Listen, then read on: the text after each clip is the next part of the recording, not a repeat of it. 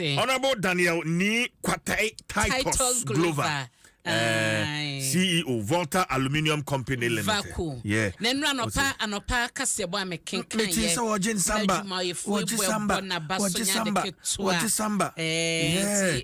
Onunya for Titus Glover. Ye bribi e vaku ho. O ye bribi sonko e vaku ho. So ma bia so mampani akufuado. Ehun e tibo no so ba e kan we kan mampani. Ti koye se ya na e chese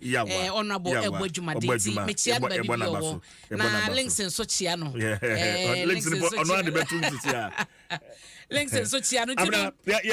ba ko bi twim ma me na fe a cycle for na e crowd na yenko ti ne me monitor na wo sha daily graphic empanyifo e na ya nyambo abementa wo mo esi akan e wo MPP mu nyina emfoni eda ha orak honorable Kennedy Japan Vice President Dr. Baumia Dr. Afriya Kotona Francis Adeni mo panyi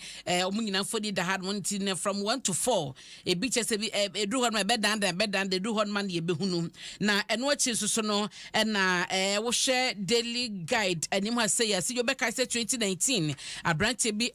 ebo posifo mienu etuo ekumwo mo yaya wo kaso important hod mo na quarter setena hye abrante no koda fiase mfia duonu na onya dwumaden enka ho ni foni na da wodi Eric Kojodua ni foni na eda anim ha yi na Germany so na ehye ebo eso mo beboa ama eye asumdwe akoso ewo bibima to efam harmo ne ehon hyehyeye wo mu kita odie so ne Ghana no omayire mu dendenden omampani akufuado ede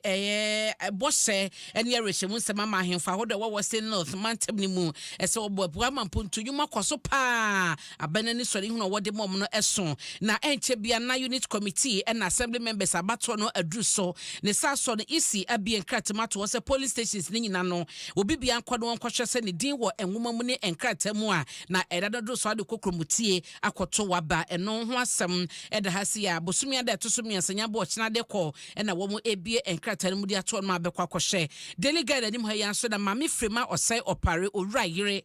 wotie mu ewo savannah mantem ni mu ya wo mu a ensu a kosombo da mu bieye eyiri form sese wo niema no wode nioma hodo relief items akoma mama nyamenye okase pa no nhira wonte one ne committee no na etusa anamon no tisije de wo ha de emu amania ne sa wo hwe ha enso a scrap dealers enso a wo mo access isi nioma ne ade sanso wiewia isi nioma no ebo man no ka